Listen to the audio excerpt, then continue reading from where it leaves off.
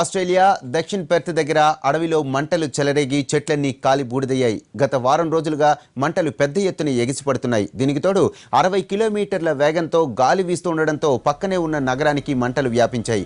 దాదాపు 100 ఇళ్లు అగ్నికి ఆహుతయ్యాయి. అప్రమత్తమైన అధికారులు స్థానికుల్ని సురక్షిత ప్రాంతాలకు తరలిస్తున్నారు.